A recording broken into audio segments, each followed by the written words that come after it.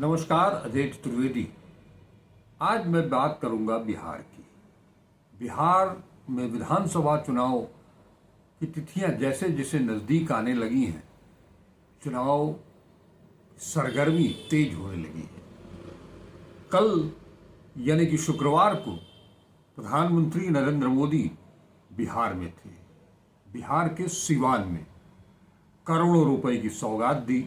जैसा वो जहाँ भी जाते हैं, खास तौर पर चुनाव के पहले वो सौगातों की बौछार करते हैं। उन्होंने सौगातों की बौछार की। पाटलिपुत्र से गोरखनाथ को जोड़ दिया।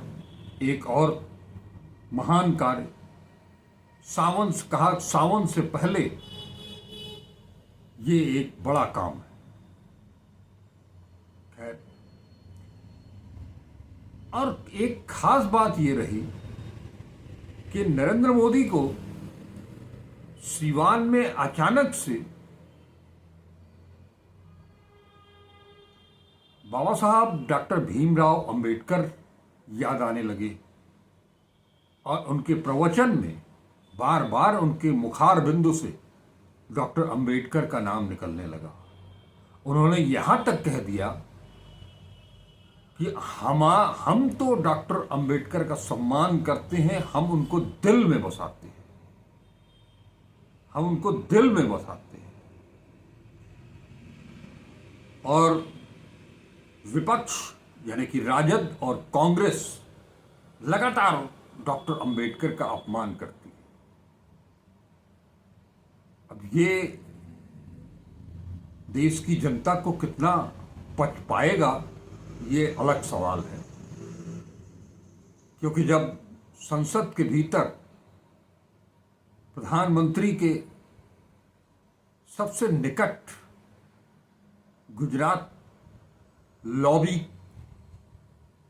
जिनको लेकर के बनाई गई है, गृह मंत्री अमित शाह,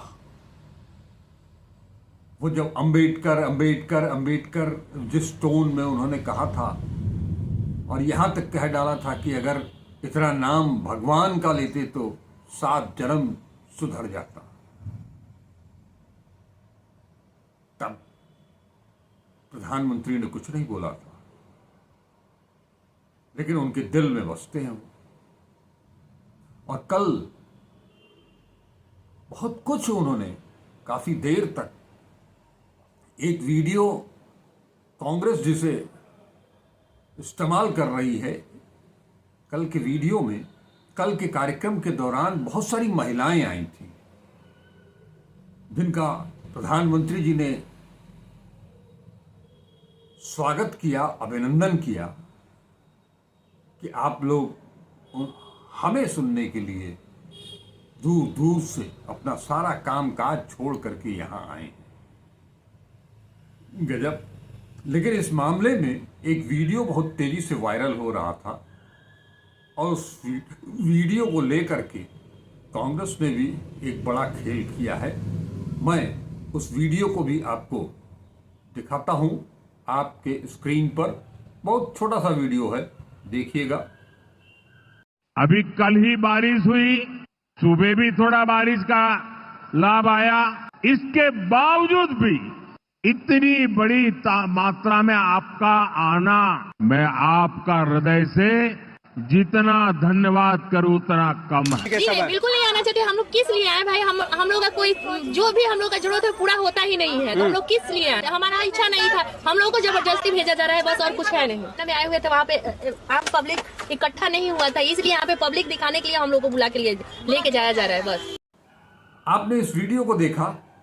इस वीडियो में एक तरफ प्रधानमंत्री नरेंद्र मोदी अपने सामने उपस्थित महिलाओं का स्वागत और अभिनंदन कर रहे हैं, वहीं दूसरी तरफ वो महिलाएं क्या कह रही हैं ये भी आपने सुन लिया। उसे मुझे दोहराने की कोई जरूरत नहीं है। ये मैंने वीडियो सिर्फ और सिर्फ इसलिए दिखाया कि आप भी देखें और जानें कि देश के प्रधानमंत्री नरेंद्र मोदी, जो कि अपने आप को विश्व गुरु कहते हैं, तमाम वैश्विक स्तर पर जो युद्ध चल रहे हैं उनको एक बार बोल देते हैं तो वो युद्ध विराम हो जाता है, और उधर अपने देश हिंदुस्तान और पाकिस्तान के बीच जो संघर्ष हुआ उसको विराम देने के लिए अमेरिका के राष्ट्रपति डोनाल्ड ट्रंप 17 बार ये बात कह चुके कि हमने युद्ध विराम कराया, सीज फायर कराया। कौन सच है ये आज तक उसका खुलासा नहीं हुआ और उसका खुलासा होगा भी नहीं, क्योंकि प्रधानमंत्री इन मुद्दों पर कभी नहीं बोलते हैं। ऑपरेशन सिंदूर के बाद या पहलगाम के बाद प्रधानमंत्री जब विदेश दौरे से लौटे तो सबसे पहले मधुबनी गए थे, बिहार, चुनाव प्रचार करने के लिए। उसके बाद से लगातार वो बिहार जा रहे हैं, पटना भी गए, रैली भी किया, रोड शो भी किया, और कल सिवान में सभा की, लेकिन कहीं भीड़ जुट नहीं रही, उनके पीछे कोई आ नहीं रहा है। इसको लेकर के समूची भारतीय जनता पार्टी भी बेचैन है, करें तो क्या करें। उधर प्रधानमंत्री कल सिवान में अंबेडकर का राग आलाप रहे थे, लेकिन उनकी पार्टी ने भी उसको बहुत तवज्जो नहीं दिया। पार्टी उतर आई एकदम से निचले स्तर पर। जी हां, भारतीय जनता पार्टी की बात कर रहा हूं। उन्होंने पूरे बिहार में, पटना में और चारों तरफ एक पोस्टर लगवाया है और उसे वायरल किया जा रहा है, जिस पर अपनी स्क्रीन पर आप देख सकते हैं एक भैंस पर देश के वयोवृद्ध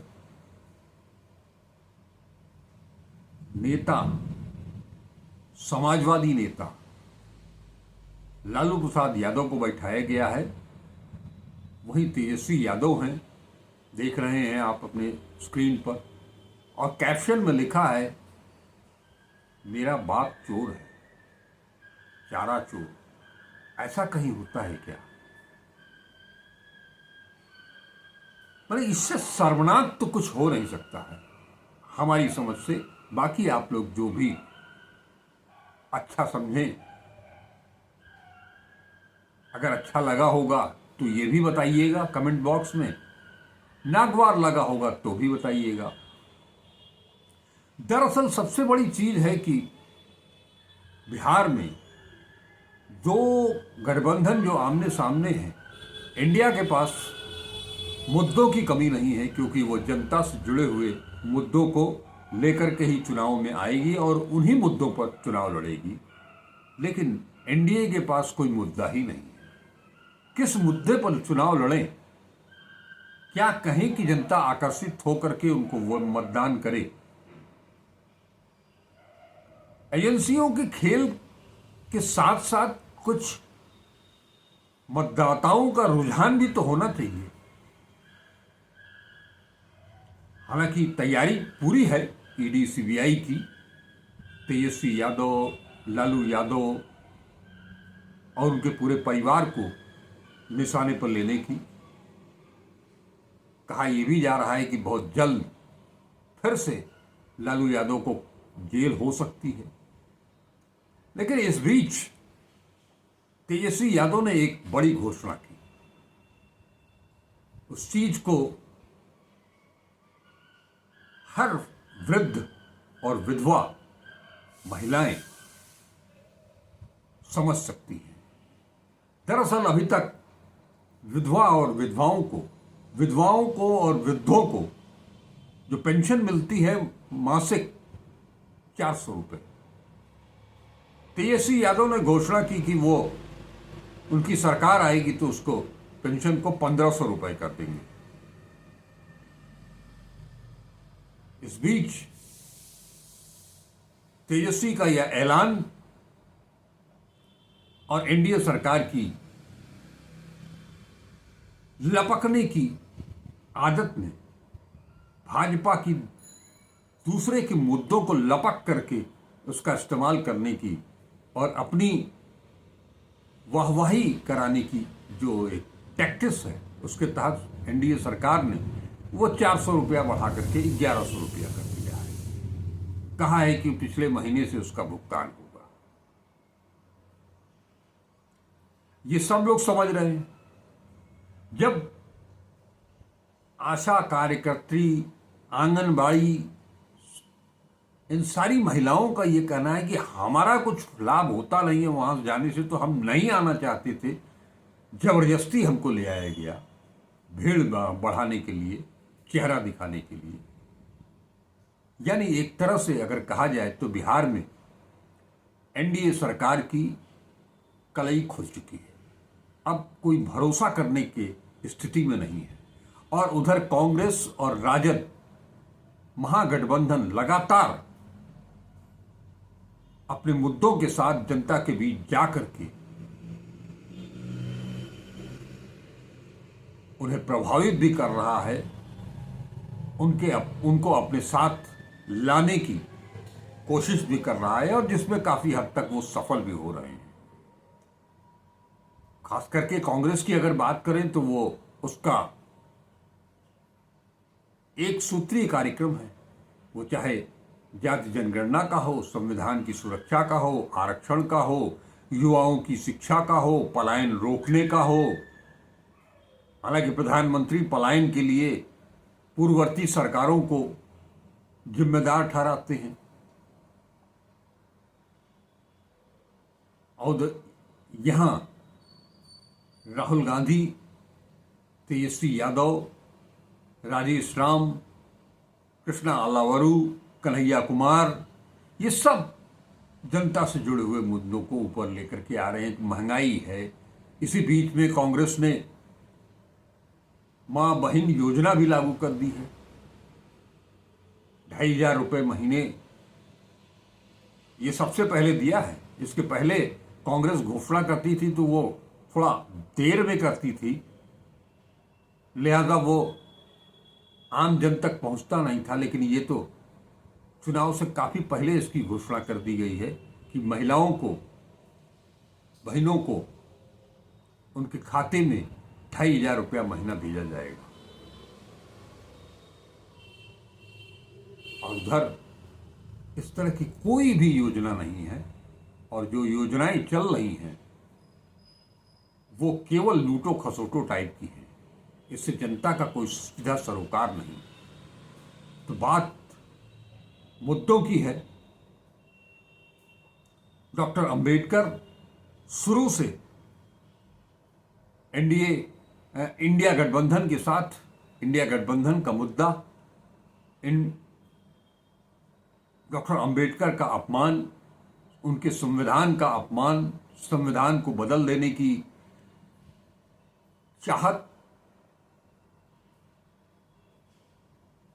इन सब, जाति जनगणना, आरक्षण, इन सब मुद्दों को लेकर के कांग्रेस आगे बढ़ी हुई है।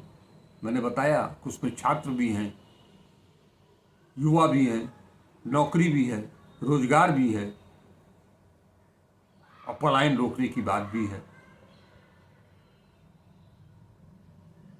इस तरह से जो घेरेबंदी अब की बार राज्य महागठबंधन ने शुरू की है, और बहुत पहले से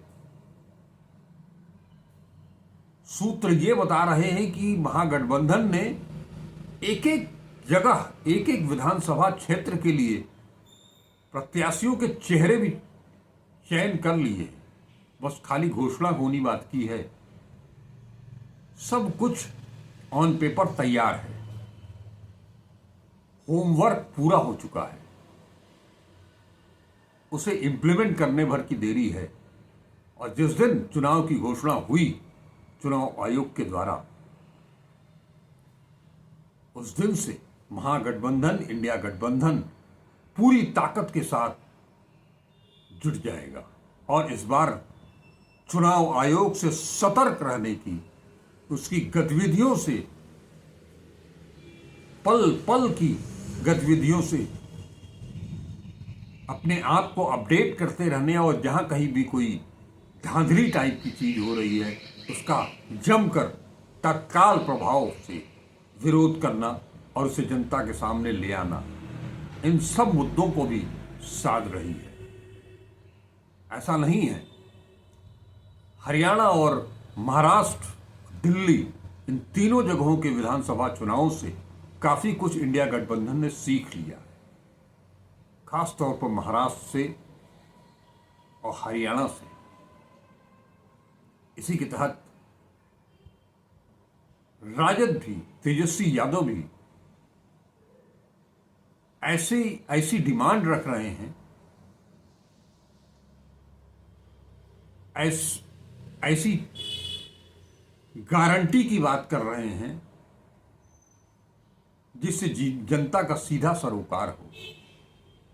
अब आप सोच सकते हैं कि उन्होंने 1500 रुपए पेंशन देने की बात की है वृद्धों को, और विधवाओं को मिल रहा है 400 रुपए।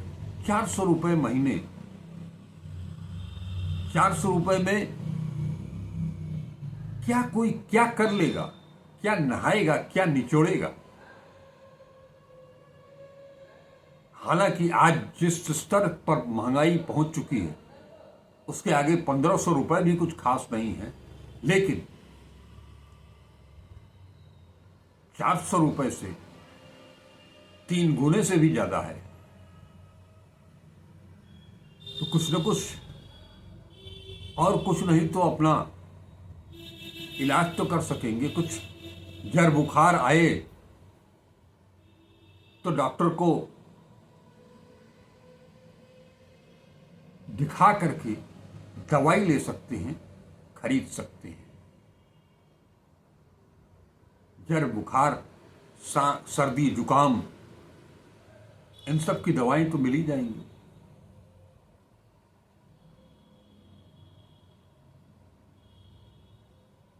लेकिन एनडीए के पास ऐसा कोई अभी फिलहाल जो दिखाई दे रहा है कि उनके पास कोई मुद्दा है ही नहीं। गरीबों की बात हो, दलितों की बात हो, पिछड़ों की बात हो।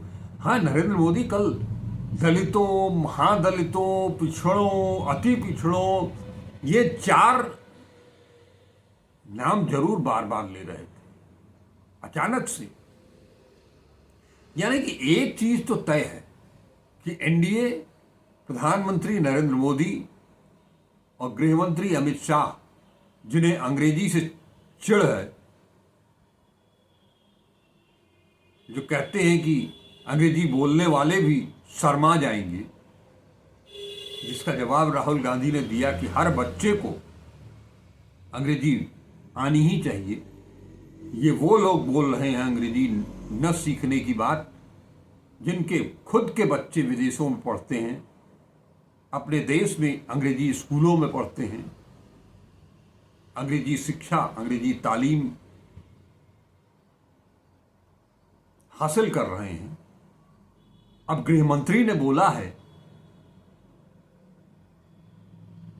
क्या कोई पूछ सकता है, कोई सोच सकता है अमित शाह और जय शाह के बीच? जय शाह अंतर्राष्ट्रीय क्रिकेट परिषद के चेयरमैन हैं, विदेशों में ही ज्यादा रहते हैं, विदेशी खिलाड़ियों के साथ, विदेशी टीम मैनेजमेंट्स के साथ दुभाषिया लेकर के तो हर वक्त बात करेंगे नहीं। तो ये अंग्रेजी उन्होंने क्यों सीखी? अमित शाह ने उनको क्यों सिखाया? और दूसरों को अंग्रेजी सीखने के लिए क्यों मना कर रहे हैं? खैर, ये विषय की बात नहीं है, लेकिन इस तरह की चीजें हैं। शिक्षा सबको मिलनी चाहिए, प्रॉपर मिलनी चाहिए, उच्च शिक्षा मिलनी चाहिए, गुणवत्ता युक्त शिक्षा मिलनी चाहिए। भाषाओं का जितना ज्ञान हो किसी को भी, वो सबसे बेहतर है, ताकि आप अगर विदेश जाएं, विदेश जाने का मौका मिले तो आपको कोई परेशानी का सामना न करना पड़े। दुभाषिये हर वक्त आपकी मदद नहीं करेंगे। तो तरक्की करनी है, बेहतर बनना है और वास्तव में विश्व गुरु बनना है तो अंग्रेजी तो आज सीखनी पड़ेगी। इन सारे मुद्दों के साथ इंडिया गठबंधन बहुत तेजी से आगे बढ़ रहा है और सबसे ज्यादा ध्यान पलायन रोकने और नौकरी देने, बहुत जल्द बिहार में भी एक जॉब फेयर लगने वाला है। दिल्ली के बाद राजस्थान, दिल्ली और अब बिहार, कुल देश भर में कुल 10 जॉब फेयर लगने वाले हैं, अगर युवाओं को समझ में आता हो तो। हालांकि युवा अब समझने लगे हैं।